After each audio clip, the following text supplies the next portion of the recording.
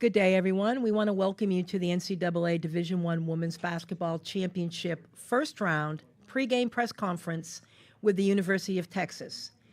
We welcome you here from the Moody Center in Austin, Texas. The format of today's press conference will be to hear from the student athletes first, and then the players will be dismissed. After a 5-minute break, Texas head coach Vic Schaefer will join us. Texas enters the NCAA tournament as a #1 seed with a record of 31-3, and will face William & Mary in first-round play tomorrow evening. A few reminders to those people who are here on site that each team's locker room is going to be open for a select period of time today, as well as a 15-minute window during their practices. For Texas right now, their open locker room with media availability is 12:25 to 12:55. You'll have the opportunity to go down to the locker room between those times, 12:25 and 12:55. The Texas practice is from 1:10 to 2:40, and there is limited time for that for media. I will get back to you on that in a second. I would like to tell you that the 3 student athletes who are joining us today will be guards Rory Harmon and Madison Booker and post Taylor Jones. We expect them into the press conference within the next 3 minutes, so we thank you for joining us. For those folks who are joining us on Zoom, thank you. Please check your settings to be sure that you are identified by name and affiliation. I will call on you only if you are properly identified, and if you do wish to ask a question, please use the raised hand function. Again, thank you for those who are joining us on Zoom. If you do wish to ask a question to the student athletes and then later to head coach Vic Schaefer, please use the raised hand function. We'll be back in a few moments.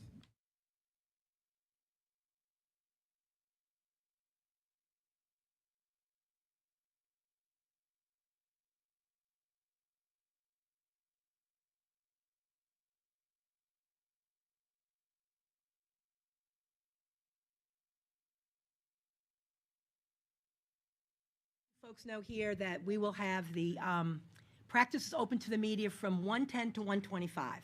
So I wanted to clarify that. Practice is open from 1:10 to 1:25.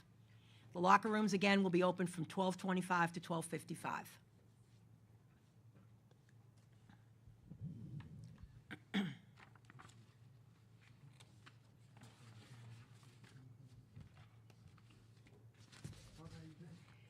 Good, Dennis. How are you?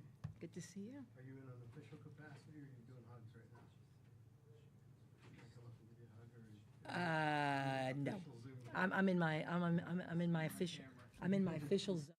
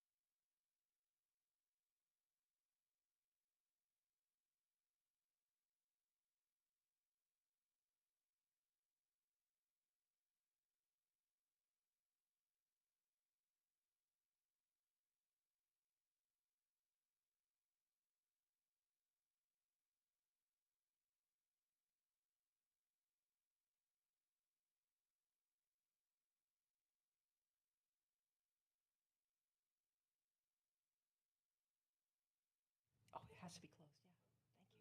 Thank you. No.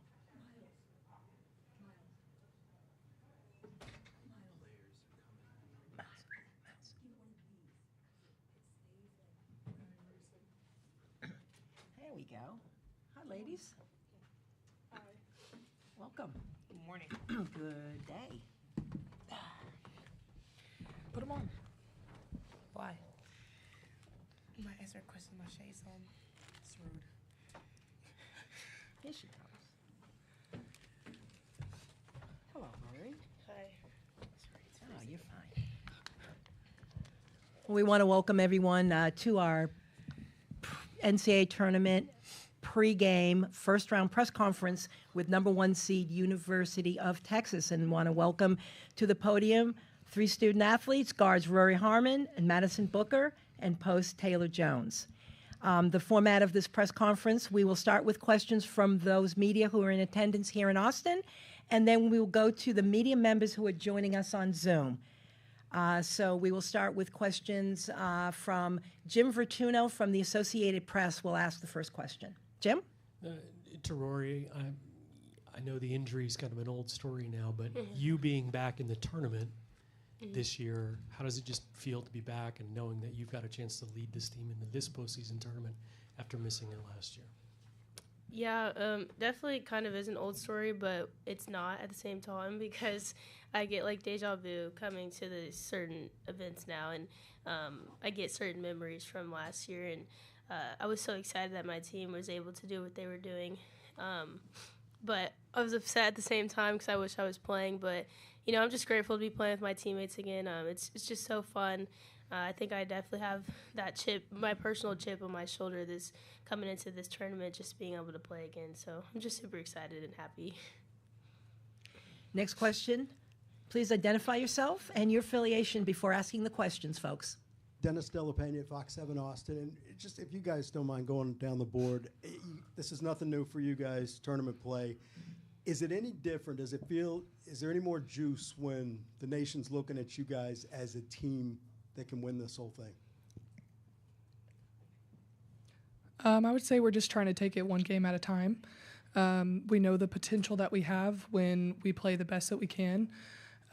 We have a chip on our shoulder after last game, but we know what we can do, and it's really exciting having a bunch of eyes not only on us but also women's basketball. And so I think I could speak for the whole team when I say that we're just thankful to be here. And we knew coming into this year the talent that we had and the potential that we had, so I don't think we're surprised to be where we're at, but the job's not done. Anything to add to that? She did pretty well. I mean, I think I would lie. If I say, our team don't think we can win national championship, that would be a lie. But I think it's always been a thought here. It's been a goal since the beginning of the season. I think we already knew that if we put in the work and we stay consistent and, we go in and do our job in games, that we could potentially be a 1 seed too. And now we're here as a 1 seed. And also it's being talked about winning the last game also of the season too. But I just think that what Taylor says, one game at a time, and also it's one possession at a time. We can't take a possession for granted. I mean, you see now games being played where possessions, it's coming down to last rebound, last shot, just that one possession that you wish you could have back. But I just think that we just go in here, to this tournament, with our, our heads up high, humble, and hungry, and, just ready to play ball. Yep. Yeah. All right, we'll move on to the next question. Your name and affiliation, please. Josh Newman from LoneStarLive.com. All 3 of you have been through this situation before where you have the ability to be home for the first 2 rounds. How much of the advantage is it to, your home, your arena, your practice facility, sleeping in your own beds, stuff like that? It's really exciting to be able to play in front of the fans in Moody again. I think everyone can say how electric this environment is, and just being able to have potentially 2 more home games is just really nice, and being able to play in front of our crowd.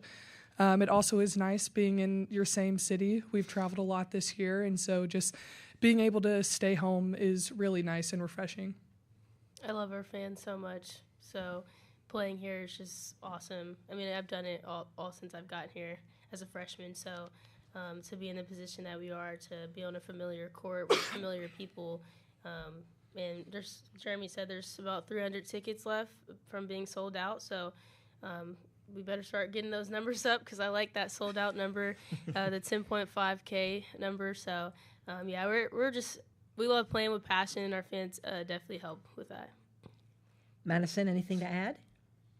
We love our fans, like Rory said. I mean, I think I think just us just being able to get that home court advantage again, it means so much for us, but not only to us, but to our fans too. Just showing how much we love our fans and how much, when we played this season, we also keep, always kept our fans, in our head too. And just knowing that, we play hard, we keep winning games, we go out and do our job, we can be able to host and give back to our fans and, let them come back out for another 2 games, see us play. Next question will be from Sam Ferris from Fansided. Sam? Hey, y'all. It's your first season in the SEC. You came this close to winning the championship game. Can you talk a little bit about how that feels and motivates you for this tournament? Like I said earlier, the last game sort of leaves a chip on your shoulder. And I know I got a bad taste left from that game, but I also know that our team is a lot better than what we showed in that last game. And still being able to accomplish winning the regular season, it being the first year that we were here, was a great accomplishment. And I'm just really happy for us and just proud that we were able to make history. And of course, I know Texas is going to continue to go on and hopefully win a lot more SEC championships, but we do have a chip on our shoulder coming into this tournament. Yeah. Oh. Go ahead. No, go ahead. Sorry. Yeah. To be in this conference, I see the conference that we're in is very challenging. It was a lot different for a lot of us, but to also be named the champions of the conference is a pretty big deal. I'm so proud of my team to be able to do that in the first year. Like Taylor's saying, just going down in history, our names are going to be on that team when you see SEC champs, Texas. So, yeah, I think what she said about the chip, of course, but we're on to the next game, and this is a new set of games and a new tournament that we can earn some more championships. Next question comes from Danny Davis from the Austin American-Statesman. Danny? Rory and Taylor, I'll give you a chance to make Madison blush a little bit, but first team All-American this week. Why do you think she was named one of the 5 best players in the country? It was kind of obvious. Okay, I'll make it a longer answer. No, I mean, I think one of the things that we talk about is having an impact on the team, no matter what the numbers look like, even though her numbers are incredible, but just being able to have an impact when you're playing against teams and you're the number one thing on their scout, that should tell you a lot. That should tell you that she probably deserves to be on that first team. And so I think we're all just super proud, but she would say herself, when you play for the name in front of your jersey, the name on the back it comes with and is handled. So I think she has that type of mentality, and us as teammates really appreciate that, because she's just a team player that just has a lot of impact on our team and makes our team go. So. Yeah, I mean, I don't think anyone was really surprised by her being on first team All-American.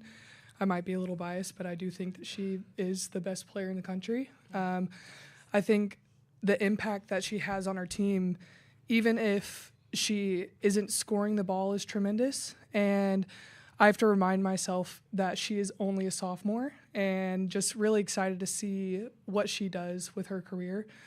But, I mean, it didn't happen by accident. Her work ethic is very rare. You don't see it, hardly ever at all. And that's why she's gotten to where she's at. She's extremely talented, but she's worked hard for it. And I think that she's a great leader. And I think the accolades will continue to go on for the rest of her career. Before we continue with questions from folks here in Austin joining us, a reminder, if you are joining us on Zoom and you want to ask a question, please use the raised hand function. We have about 5 more minutes of time with our student athletes. We'll return back to the media here. Please identify yourself and your affiliation before asking a question. Anna Ambrose, the Daily Texan. You 3 have played in the tournament before, but some of the freshmen on your team haven't. What are you guys telling them to keep them grounded? Hard question. I just tell them that everything, almost the intensity and the urgency almost picks up. It's not that it is on purpose, obviously, but these are the games where you can't get back. You lose one, that's it. That's your season. You go home. You can't like during the conference, you can't just, all right, well, let's just fix this mistake and go into the next game. Like, these are the games that you can't get back. It's one and done. And so, which they completely understand, and they're going to figure it out, obviously. Like, and throughout our practices, they understand our preparation is, like, a little bit more intense, and because you can just be able to lose one game and be done. So I think we're just harping on that and trying to remain, like, staying leaders and making sure that they're an important part of this next few games or this next game that we have. So, but yeah, they're really coachable, and they're starting to understand that what's at stake. Jim Fortuno from AP. For Madison, Rory made the SEC All-Defensive Team. Describe for me her impact on the game defensively. I mean, you see it. I mean, we all see it. She's definitely pressing on for her feet. I mean, that's what get our defense started. I mean, you talking about a great I think we're a great defensive team, honestly. And you talk about who's that impact is Rory. Just the pressure she puts on the ball handler, just the pass she's deflecting, just the pass, just being a help side, the steal she gets. I mean, so much to say, but wow. Just her energy on that end. Like, you don't see anybody exerting all that energy, and she wants to play defense. A funny thing happened today in film. We were talking about, like, who we might guard for tomorrow's game, and Rory wants the best player. You don't see that a lot. Like, she wants the best player. And and when she's not the best player, she gets mad. Like, you don't see that a lot. Like, she wants to guard the best player. She wants to challenge, and just that energy and just that mentality she has, it really just keeps this team going on defense. Because you don't want to see a lot of players don't want to play defense, and I was one of them victims before. So, but when I got here seeing that she wants to play defense, man, I want to play defense now. So just just that mentality she has, it really impacts the whole team. Just want to get better in that end and be a great defensive team. Thank you so much. No problem. We have time for one more question for the players. So, Dennis. For Rory, Vic was talking about you guys could easily be the hunted in this thing as a 1 seed, but you need to be the hunter. Yeah. You're a leader. You're the point. Do you see what does that mean to you? And do you look in the locker room and see a bunch of hunters? Yeah, I like that he said that. Like, yeah, we can easily be the hunted, which makes sense.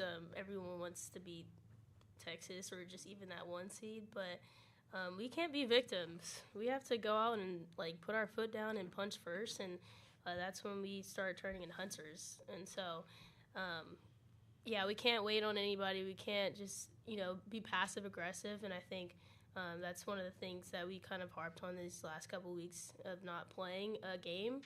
We just talked about basically just being aggressive, and I think that's kind of what we're trying to say as being hunters. But yes, we definitely are hunted quite a bit.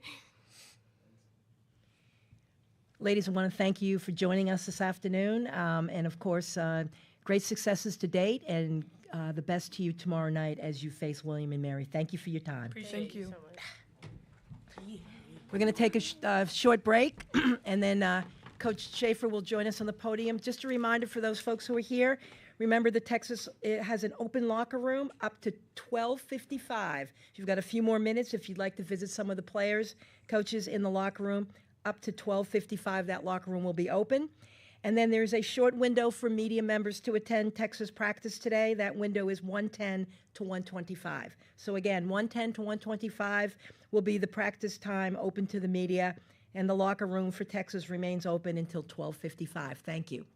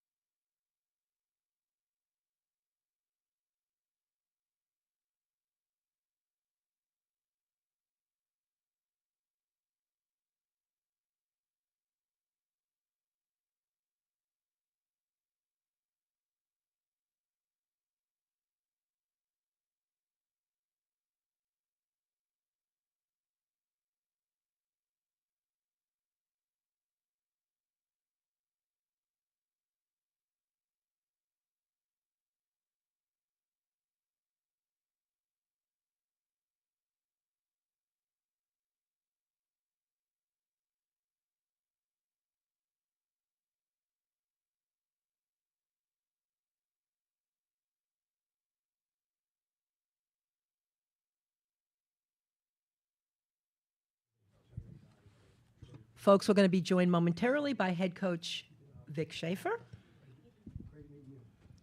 Again, a quick reminder as Coach Schaefer makes his way here to the podium, if you're joining us on Zoom, please use the raised hand function to ask your questions. And right now, we'd like to welcome Texas head coach Vic Schaefer to the podium. Coach, congratulations for your successes to date. And if you would like to start with an opening statement, we'd love to hear from you. Well, first, I'm going to congratulate you and thank you for your service to women's basketball. Oh, thank I you, know Coach. this is your final year, correct? Of full-time employment. I'm calling it rewirement, Coach, so I'll still be around. Okay. Well, congratulations. Thank and you. again, thank you for all you've done for our great game, and hope you have a great if this is the last go-round for the NCAA tournament, I hope you have a great experience here in Austin. Appreciate it, Coach. Yeah. Yeah, just to start, I'd like to congratulate Coach Dickerson Davis and her team, as well as High Point. What a great game that was last night. You know, two teams that really competed at a very high level. You know, again, I think y'all have heard me say this. My local media's heard me say this. The thing about this time of year is you got to get hot, and you got to have a little luck. Well, man, William and Mary's really hot. I mean, they're playing so well, and Coach has done a great job with them, her and her staff. They're playing at a very high level, so we certainly they have our attention. And so finally, I guess today we finally know who we're going to play, and so we'll have a much more specific defensive practice today than we have had. We've had to kind of cover two different teams, and I'll even go back to High Point. Boy, they are way different than the team we saw last year in the Virgin Islands, and their coach and their staff have done a great job, I think, with their team and their program as well. So for our kids, you know, this is what we work for, and what a great opportunity. So proud of them to be able to host, to play in front of our fans. I think I've been told we have 300 tickets left for tomorrow night, which is outstanding. Just want to praise our community and our people here at the university for their efforts in you know, promoting and supporting our kids. I mean, as I've said all along, if I can get you to come one time, I think you'll be back. And I think that's what's happened, especially with this team. They're such great kids. They have great personalities. They play the game the right way. They honor the game. They respect the game. And so, again, the gauntlet that they've gone through to be 31-3, you know, I don't have time to pay attention to what everybody thinks. I get phone calls or texts all the time from friends going, well, so-and-so said this and so-and-so said that. And I don't really have a lot of energy, time, or effort to put any credence in that. All I'm going to tell you is I live in the Southeastern Conference. That is a really, really tough, in my opinion. It's the biggest, baddest conference in the country. We have to play the best of the best every night.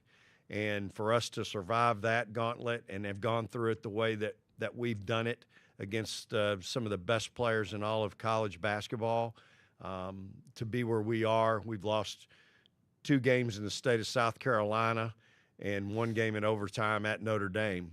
And I say that to say this: my kids are tough. I'm proud of them. I'm excited about the opportunity that we have. And they've worked really, really hard to get to this moment. So as I've tried to encourage them, you don't want to take things for granted. We've worked really hard to be in the position we're in. But, you know, now's the time to not lose focus. And so I'm sure they'll be focused again today and very intentional with how we work out. Thank you, Coach. Our first question here in Austin will come from Jim Vertuno of the Associated Press. Jim. Coach, you talked about how you're going to have a defensive-specific practice today. Want to talk about Rory as a defender a little bit. Not bad, is she? Well, describe her for me as a defender and what she gives you game in and game out. You know, I'm so glad you asked me that. You know, she's up for the National Defensive Player of the Year. And, I again, not taking anything from anybody else in the country, but nobody I'm telling you, I look at this kid every day. I've coached some great players in my time, some great defenders. Rory Harmon's the best I've ever coached. She's not only great on the ball, she's a great help defender, and she's a great sealer. She takes away driving lanes while still being able to cover out on her own player. I look at her every day, and again, I've had some really good defenders in my day, but she does so many things well. And again, what she does on that end and the impact that she has on our team, I mean, she'll take a charge, she'll get run over by a freight train, but then she does what I want her to do on the other end, which is go run my team, make a big shot, make a great decision. And so, again, I'm just telling you, she's really special, and she's really good on the ball, off the ball. She's just got it all. And I know there's some really good defenders across the country, but man, I look at it every day. I'm telling you, she impacts our team on that end of the floor so well. And you know what? She does it because she plays her guts out. And again, you show me somebody else that picks up 94 feet every night, does what she does, and then goes and runs their team on the other end and is accountable on that end for her coach and her team, and we can talk. Next question comes from Dennis Delapena from Fox Sports. Hey, Coach. You talked earlier on Selection Sunday about we need to be the hunter in this thing. Yeah. Because you're definitely going to be the hunted. Are you seeing it? Rory's a perfect example, her mentality. But when you're looking in your locker room, are you seeing a bunch of hunters as you start this thing? You know, it's funny you asked that because my thought for the day today, I pulled up a thing and I closed it out with, we've got to get our edge back. I thought we lost our edge in the second quarter in the championship game, and we've got to have that hunter's mentality. And so, again, I try to help them keep that. It's kind of what I feel like our job is as coaches, to keep that hunter's mentality. We know everybody's coming for us, but I think that's when I say you got to keep an edge. That's the edge. The edge is, I'm coming for you. I'm hunting you. I'm not on the defensive because you're coming after me. I thought we got on our heels a little bit in that second quarter. And again, you have to give South Carolina credit because they can make you feel that way a little bit, and then have 14,000 people screaming at you. That'll get you even more, on your heels. But I think we got to have that because, again, I don't have time to pay attention to all the pundits, but there's people that don't give us a snowball's chance in hell, and that's okay. I'm fine with that. I've kind of lived with that a lot, and so, but I want my kids to embrace that. I want them to have an edge and take it a little bit personal because it is for me. Again, I know 31-3 in the Southeastern Conference with the schedule that we played in non-conference. You got to give me a break. Next question from Sam Ferris, Fansided. Sam? Hey, Coach, good to see you today. You only have 3 losses on the season. That enough? You can write the rest of the year off and you have a bunch of success. How do you keep your players motivated to keep winning, to keep pushing farther and drive through the tournament?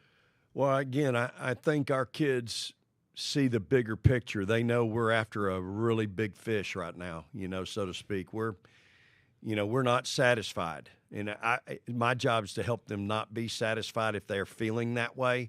Again, it is such a long, hard grind living in the league we live in, to go through the schedule we've gone through. And it's easy right now again, your friends are on spring break. They're skiing. They're at the beach. What are you doing? You're sitting here in Austin, Texas. You're practicing a couple hours a day. And then what? So it's easy to get kind of in that. For some of them, I'm not telling you all of my kids are like that. But I think for us, I think the overall mentality of my team right now is, and I've tried to remind them of this every day for the last 2 weeks, we are good enough. Now, again, all it takes is one bad game. We had a bad game last year in the Elite Eight. That's the worst we had played in a long time.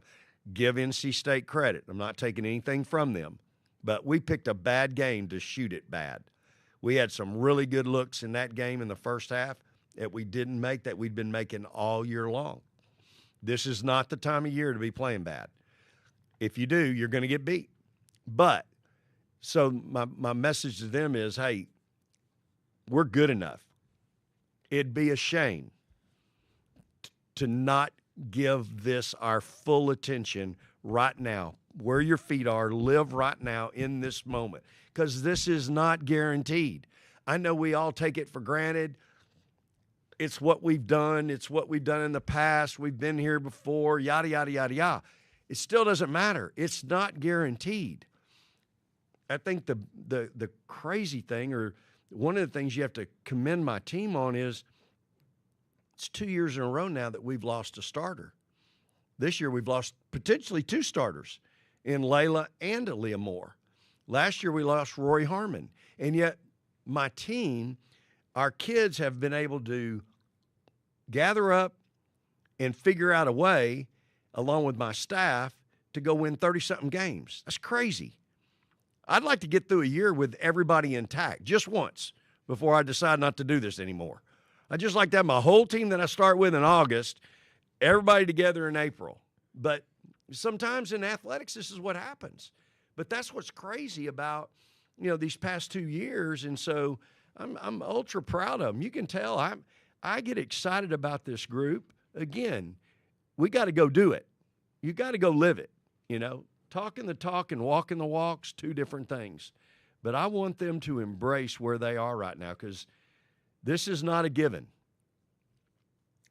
Thanks, Coach. Next question, just state your name and affiliation, please. Yeah, Josh Newman from LoneStarLive.com.